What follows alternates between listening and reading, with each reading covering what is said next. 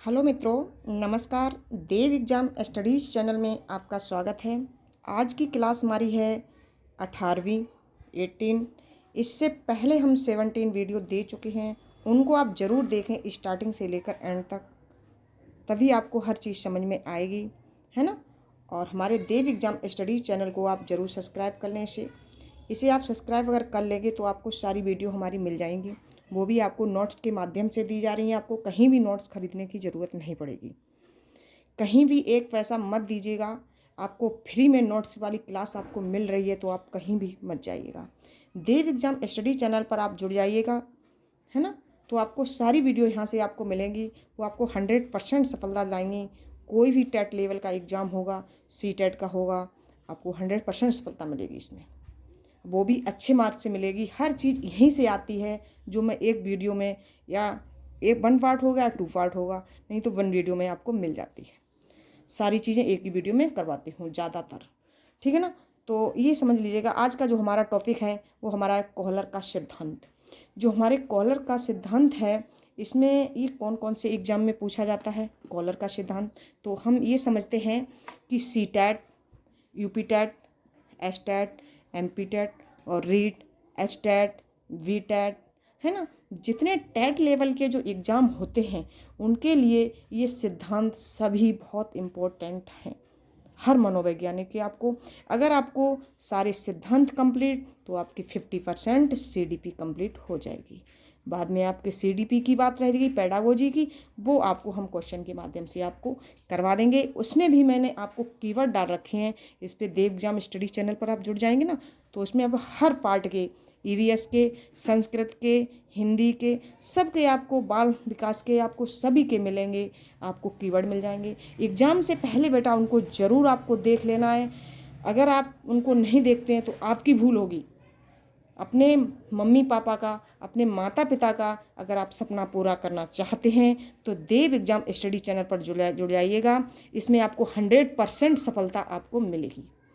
ये समझिए, 100% सफलता मिलेगी। मैं ये चीज़ बार बार कहती हूँ, लेकिन मेरी वीडियो स्टार्टिंग से लेकर एंड तक ज़रूर देखना। अगर आप स्टार्टिंग से लेकर एंड तक नहीं देखेंगे, तब तक ये चीज़ें समझ में नहीं आती हैं। बहुत सी चीज़ें ऐसी आ जाती हैं जो मैं आपको बीच में बताती हूँ, लास्ट में बताती हूँ जाके। बहुत इंपॉर्टेंट चीज़ें वो चीज़ जो लास्ट में, सबसे बाद में मैं बताती हूँ आपको। तो ये चीज़ ज़रूर ध्यान रखना कि स्टार्टिंग से लेकर आपको एंड तक ज़रूर देखना है। तो मैं देखती हूँ इतने सारे जो एग्ज़ाम होते हैं टेट लेवल, इनमें सभी में सिद्धांत तो पूछे जाते हैं। अब जो आज का टॉपिक हमारा है वो क्या है, कोहलर का सिद्धांत।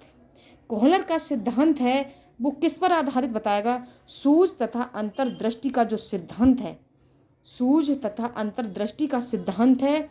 ये हमारा किसने दिया था, वेरी वेरी इंपॉर्टेंट लगा दीजिएगा आपको यहाँ पर स्टार बना के, कि सूझ तथा अंतर्दृष्टि का सिद्धांत ये किसने दिया था। तो ये आपको ध्यान रखना होगा कि कोहलर महोदय ने हमारे सूझ तथा अंतर्दृष्टि का सिद्धांत दिया था। तब अब हम बात देखते हैं कि कोहलर के बारे में हम जानते हैं कि कोहलर ने हमारे क्या क्या किया है, तो उनके बारे में समझते हैं। नंबर 1 है, हम प्रतिपादक पूछ लिया जाए। कोहलर तो हमारे हैं ही मनोवैज्ञानिक, ठीक है ना। प्रतिपादक इनके कौन से हैं, तो वर्दीमर है, वर्दीमर कोप्फा, इसको वर्दीमर बोल लीजिएगा या कोप्फा भी कह सकते हैं। इनका जो प्रयोग करता है, जो प्रयोग किया है, वो हमारे कौन है, कोहलर है, जिनका ये सिद्धांत है सूझ तथा अंतर्दृष्टि का सिद्धांत। इसके अगर प्रतिपादक पूछ दिया जाए तो वर्दीमर या कोप्फा आप ध्यान रखें। और प्रयोगकर्ता तो हमारे कोहलर हैं, जिन्होंने प्रयोग किया और किस पर किया, ये ध्यान रखेंगे कि वन मानुष और क्या है, सुल्तान। इन्होंने वन मानुष या सुल्तान पर प्रयोग किया था। किसने, कोहलर ने। तो सहयोगकर्ता कौन हुए, कोप्फा हमारे, या प्रतिपादक वर्दीमर, है ना। इस तरीके से कोप्फा वर्दीमर को ध्यान रखेंगे। और जो हमारे प्रयोगकर्ता हैं वो हमारे कोहलर साहब हैं, और प्रयोग किया है उन्होंने बनमानुस और सुल्तान पर, सुल्तान चिंपैंजी, ठीक है ना। तो प्रतिपादन कब किया था, ये बात बहुत बार पूछा गया है, इन्होंने प्रतिपादन कब किया था, तो 1912 ईस्वी में इन्होंने प्रतिपादन किया था। ये आपको डेट याद रखनी है, ये ईयर आपको ध्यान रखना है। अब समझते हैं कि गेस्टाल्टवाद, क्या होता है ना। गेस्टाल्टवाद तो आप सभी लोगों ने सुना हो, लेकिन गेस्टाल्टवाद के बारे में नहीं, जानते होंगे, अगर जानते होंगे तो भी और अच्छे से सुन लीजिएगा। गेस्टाल्टवाद शब्द जर्मन भाषा का है जिसका अर्थ है समग्रता अथवा संपूर्ण या पूर्ण आकृति है। गेस्टाल्ट जो बात शब्द है वो हमारा कहाँ का है, जर्मनी भाषा का है। आप ये समझ लीजिएगा, मोटे तौर से आप समझ लें कि गेस्टाल्ट जो शब्द है वो हमारा किस भाषा से है, जर्मनी भाषा से। जो जर्मनी भाषा से है, लेकिन इसका अर्थ क्या होता है, समग्रता होता है अथवा संपूर्ण या पूर्ण आकृति होता है। किसका, गेस्टाल्टवाद का। तो इस सिद्धांत के प्रतिपादक कौन है, तो इस सिद्धांत के कौन, गेस्टाल्टवाद के अगर प्रतिपादक की बात की जाए तो हमारे कौन है, बर्दीमर। अगर फर्स्ट नंबर पे बर्दीमर आपको मिल जाए तो उसी को आप समझ लीजिए। अगर बर्दीमर नहीं है तो कोप्फा और कोहलर को माना जाता है। ये आपको तीन है, बर्दीमर, कोप्फा और कोहलर, है ना। तो आपको फर्स्ट नंबर बर्दीमर समझ लेना, बर्दीमर, कोप्फा, और थर्ड नंबर पर आपको कोहलर समझ लेना। इनमें से आप समझ लो, अगर ये हो तो ये लगा लेंगे टिक, इस पे हो तो इस ये लगा लेंगे, ये हो तो ये लगा लेंगे। अगर तीनों हो तो आपको बर्दीमर ही लगाना होगा, ये समझ लें आप। गेस्टाल्टवाद प्रयोगकर्ता, ये हमारे कौन है, ये हमारे प्रयोगकर्ता हैं। प्रयोग करने वाले जिन्होंने प्रयोग किया है ना, किस पर किया था, बनमानुस और सुल्तान चिंपैंजी पर प्रयोग किया था, तभी इनको बोलते हैं गेस्टाल्टवाद। प्रयोगकर्ता हमारे कोहलर हैं और हमारे प्रतिपादक की जब बात करेंगे तो हमारे बर्दीमर होंगे।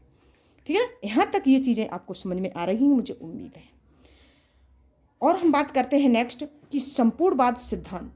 ये जो संपूर्णवाद सिद्धांत है ये किसने दिया था, वेरी वेरी इंपॉर्टेंट है ये संपूर्णवाद सिद्धांत।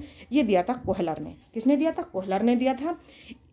कोहलर का समग्रवाद सिद्धांत भी है, संपूर्णवाद भी और समग्रवाद भी है ना। तो जो गेस्टाल्टवाद का शब्द जो अर्थ होता है तो संपूर्ण होता है ना, संपूर्ण क्या नाम, संपूर्ण या पूर्णाकृति होता है, समग्रता भी होता है, तो समग्रवाद। इसी प्रकार से देखो मैंने ऊपर से एरो लगा रखा है किसका, गेस्टाल्टवाद का। तो गेस्टाल्टवाद के प्रयोगकर्ता भी हमारे कौन है, कोहलर साहब हुए।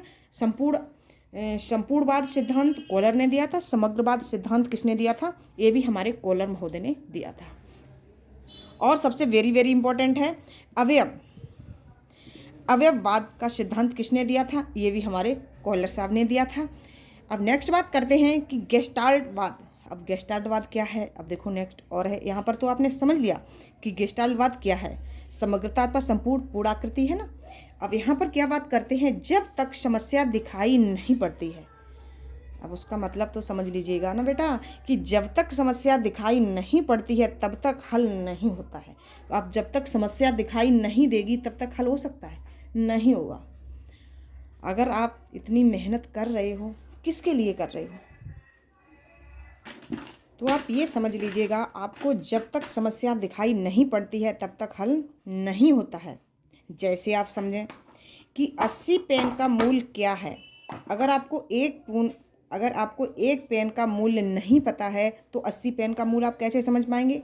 तो जब तक समस्या दिखाई नहीं पड़ती है तब तक का हल नहीं हो सकता है। तो अब हम बात करते हैं Kohler.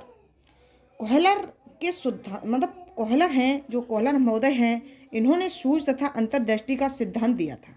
Number 1 very very important है। और हम कोहलर के बारे में समझते हैं कि कोहलर के सुल्तान नाम का चिंपैंजी पर इन्होंने प्रयोग किया। कोहलर ने कुल 6 चिंपैंजी पर प्रयोग किया था। ये चीज़ समझ लो, ये बहुत वेरी वेरी इंपॉर्टेंट चीज़ है। इसको आप स्टार बना के लिख लीजिएगा।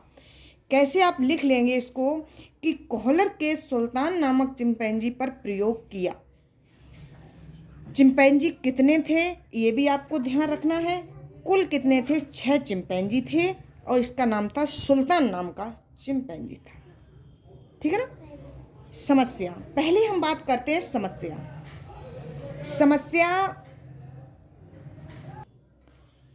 अगर समझ लें आप कि समस्या जब तक हमें दिखाई नहीं पड़ती है तब तक क्या होता है, समस्या होना बहुत ज़रूरी है कि इसलिए समस्या होना बहुत ज़रूरी है कि समस्या, फिर अंतर्दृष्टि आता है, विचार आता है। इसको हम अंतर्दृष्टि को बोलते हैं विचार। अगर कोई समस्या होगी तो मन में विचार आएगा, अगर विचार आएगा तो सूझ होगी, और सूझ क्या होता है, स्वीकारना।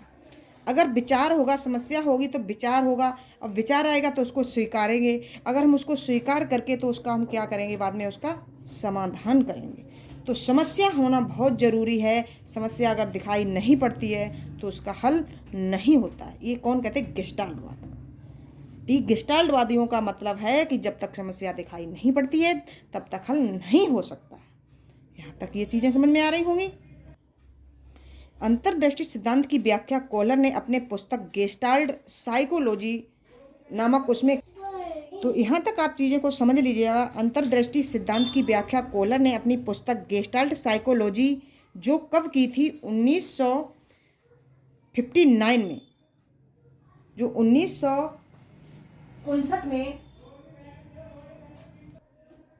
यहाँ तक ये चीज़ आपको समझ में आ रही होगी कि हमने पहले समस्या होना चाहिए, अंतर्दृष्टि।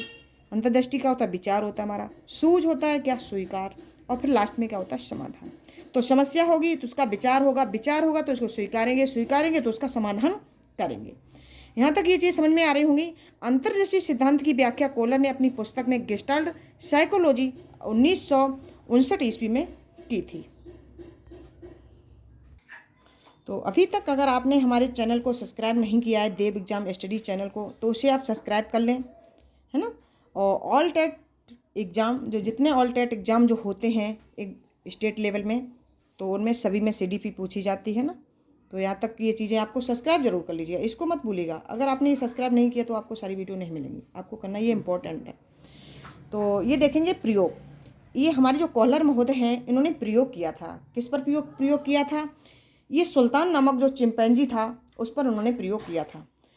और चिंपैंजी कितने थे?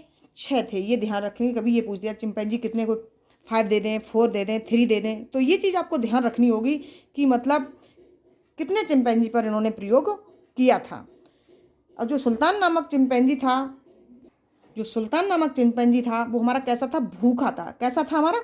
ये सुल्तान नामक जो चिंपैंजी था वो हमारा था भूखा। तो प्रयोग कैसे हुआ? एक बॉक्स रखा वहाँ पे, ठीक है ना। तो बॉक्स क्या है? हमारी समस्या है ना। समस्या का प्रयोग है हमारा बॉक्स। नंबर 2, छड़ी पर प्रयोग किया। पहले हमारी बॉक्स रखा उस पर प्रयोग किया, बॉक्स वाली जो हमारी समस्या का प्रयोग है। छड़ी पर इन्होंने प्रयोग किया, ठीक है ना। छड़ी पर भी प्रयोग किया, बॉक्स पर भी प्रयोग किया। गेस्टाल्टवादियों के अनुसार अंतर्दृष्टि का सिद्धांत 5 संप्रत्ययों के आधार पर कार्य करता है, जो इस प्रकार है। गेस्टाल्टवादियों के अनुसार अंतर्दृष्टि का सिद्धांत 5 जो संप्रत्ययों हैं के आधार पर कार्य करता है। कौन करता है? गेस्टाल्टवादी, जो इस प्रकार हैं। गेस्टाल्टवादी कैसे कैसे करते हैं? संप्रत्यय हैं जिनके 5 हैं, 5 पॉइंट हैं। लक्ष्य, बाधा, तनाव, संगठन और पुनरुत्थान। ये 5 पॉइंट हो गए। ये गेस्टाल्टवादियों के अनुसार है जो अंतर्दृष्टि का सिद्धांत। इसमें कितने संप्रत्यय हैं? 5। ये आपको पूछ लिए जाएंगे, वेरी वेरी इंपॉर्टेंट। इनको आप अच्छे से याद कर लें, अच्छे से आप कंप्लीट कर लेंगे तो आपको कहीं भी दिक्कत नहीं होगी। सूझ सिद्धांत की विशेषताएं। अब हमारी सूझ सिद्धांत की जो विशेषता हैं हम उनके बारे में बात करते हैं कि सीखने की, फर्स्ट पॉइंट है, सीखने की प्रकृति संज्ञानात्मक होती है। जो सीखने की प्रकृति हमारी जो होती है वो कैसी होती है? वो हमारी संज्ञानात्मक होती है। अधिगम या सीखना अचानक होता है। आप जैसे अधिगम बोल लीजिएगा, अधिगम को ही हम सीखना बोलते हैं और सीखना को ही अधिगम बोलते हैं। कैसी भी आप समझ लें, अधिगम या सीखना या अधिगम, ठीक है ना। अचानक होता है कोई चीज़, हम जब सीखते हैं वो हमें अचानक एकदम कोई चीज़ आ जाती है ना। दिमाग में कोई चीज़ सोचा, अचानक एकदम याद आना, ये चीज़ तो आपको कभी कभी कहीं से भी आप सीख सकते हैं अचानक।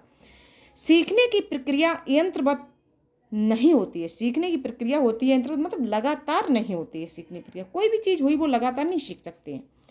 सीखने की प्रकृति स्थायी होती है, ना कि अस्थायी होती है। सीखने की, जो सीखते हैं, कोई चीज़ सीखते हैं वो स्थायी हो जाती है। हम जिस चीज़ सीख चुके हैं तो मुझे ये चीज़ पता हो गई, स्थायी होगी ना। सीखने की प्रक्रिया में प्राप्त सूझ अचानक होती है। अब सूझ हम क्या समझते हैं? सूझ हमारा क्या? स्वीकारना। कोई चीज़ हम सीख चुके हैं तो उसको स्वीकारना, ये भी हमारा क्या अचानक होती है। सूझ भी अचानक होती है, हमारा सीखना भी अचानक होता है। ये शब्द आपको ध्यान रखने, छोटे छोटे चीज़ें, ये आपके लिए बहुत इम्पोर्टेंट चीज़ें होती हैं। अब नेक्स्ट हो गया हमारा, लास्ट है कि शिक्षा का महत्व। जो हमारा शिक्षा का महत्व है ये क्या है? पूर्ण से अंश की ओर शिक्षण सूत्र इसी सिद्धांत की देन है। वेरी वेरी इम्पोर्टेंट ये हमारा पॉइंट है कि शिक्षा का महत्व है, हमारा जो शिक्षा का जो महत्व है पूर्ण से अंश की ओर है, ना कि अंश से पूर्ण की ओर हो सकता है। जो शिक्षा का महत्व है शिक्षण का, यहाँ पर आप समझ लीजिएगा, तो पूर्ण से हमेशा अंश की ओर जाना है। और शिक्षण सूत्र इसी सिद्धांत की देन है। जो हमारी शिक्षण सूत्र है तो वो इसी की देन है, हमेशा पूर्ण से अंश की ओर चलता है, ना कि अंश से पूर्ण की ओर चलता है। ठीक है, ये आप पॉइंट को ध्यान रखेंगे। अभी तक अगर आपने देव एग्जाम स्टडी चैनल को सब्सक्राइब नहीं किया है तो उसको बेटा आप सब्सक्राइब जरूर कर लीजिएगा, उसको मत भूलें। ये आपके लिए बहुत वेरी वेरी इम्पोर्टेंट है, देव एग्जाम स्टडीज चैनल। इस पे आपको सारी नोट्स के माध्यम से वीडियो मिलेंगी, है ना। उसको आप ऐसे जैसे ये नोट्स बने हैं ऐसे ही आप नोट कर लीजिएगा, एग्ज़ाम से पहले आप देख लीजिएगा। नहीं तो इनके वीडियो देव एग्ज़ाम डाल के देख लोगे ना तो भी आपको सारी वीडियो आपको निकल के आ जाएंगी। तो आप ये ध्यान रखिए। और जो हमारा लोगो बना होगा वो रेड कलर का होगा, रेड कलर का होगा, देव DEV देव, रेड कलर का होगा लोगो। तो उसको आप ज़रूर देख लें, उसी पे लिखा होगा देव एग्जाम स्टडी होगा चैनल हमारा, तो उसे आप सब्सक्राइब कर लें, उसको मत भूलिएगा। और मैं आपके साथ Indira madam, thank you watching video, I love you guys.